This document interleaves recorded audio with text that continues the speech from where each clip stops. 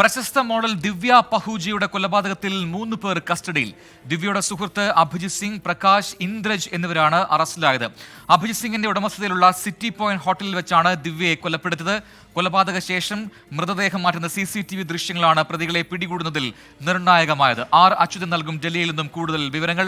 അച്യുതൻ, ദിവ്യ പഹൂജിയുടെ കൊലപാതകവുമായി ബന്ധപ്പെട്ടുകൊണ്ട് കൂടുതൽ തെളിവുകൾ വരുന്നു, കൂടുതൽ ദൃശ്യങ്ങൾ പുറത്തു വരുന്നു. അതിലൊരു ഹോട്ടലിലെ ദൃശ്യങ്ങളാണ് ഏറ്റവും നിർണായകമായത്.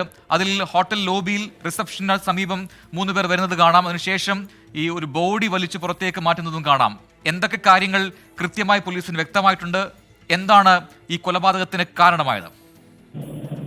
സജിൻ, മുൻ മോഡലായിരുന്ന ദിവ്യ പഹൂജിയുടെ കൊലപാതകത്തിൽ പോലീസ് നേരിട്ടൊരു വെല്ലുവിളി ഈ കൊലപാതകങ്ങളിലേക്ക് എത്തുവാൻ ആദ്യ ഘട്ടത്തിൽ കഴിഞ്ഞിരുന്നില്ല.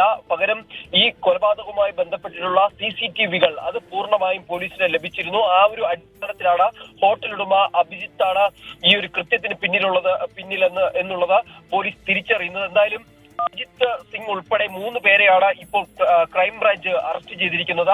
അതായത് ഈ മൃതദേഹം ഹോട്ടൽ മുറിയിൽ നിന്ന് മാറ്റി മറ്റൊരിടത്തേക്ക് മാറ്റുവാൻ സഹായിച്ച പ്രകാശ്, ഇന്ദ്രജ് എന്നിങ്ങനെ മറ്റു 2 പേരെയും പോലീസ് അറസ്റ്റ് ചെയ്തിട്ടുണ്ട്.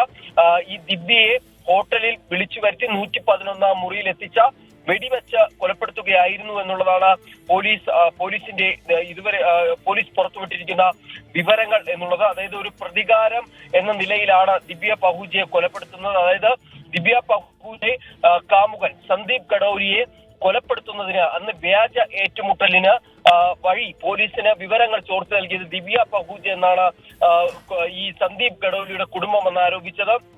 അതിൽ പ്രതികാരം എന്നോണമാണ് ഈ ദിവ്യ പഹൂജിയെ അഭിജിത്തും സന്ദീപ് ഗഡൌലിയുടെ സഹോദരിയും ചേർന്ന് ഈ പദ്ധതി ആസൂത്രണം ചെയ്യുന്നതും ഈ ഹോട്ടൽ മുറിയിൽ എത്തിച്ച കൊലപ്പെടുത്തുകയും ചെയ്തത് എന്നുള്ളതാണ് പോലീസ് ഇതുമായി ബന്ധപ്പെട്ട പുറത്തുവിട്ടിരിക്കുന്ന വിവരങ്ങൾ. എന്തായാലും മൃതദേഹം ഇതുവരെയും പോലീസിന് കണ്ടെത്താനായി സാധിച്ചിട്ടില്ല. ആ മൃതദേഹത്തിന് വേണ്ടിയിട്ടുള്ള തിരച്ചിൽ ഇപ്പോൾ പുരോഗമിക്കുകയാണ്. പ്രജിൻ, ശരി. അച്യുതനാണ് ഡൽഹിയിൽ നിന്നും വിശദാംശങ്ങൾ നൽകിയത്.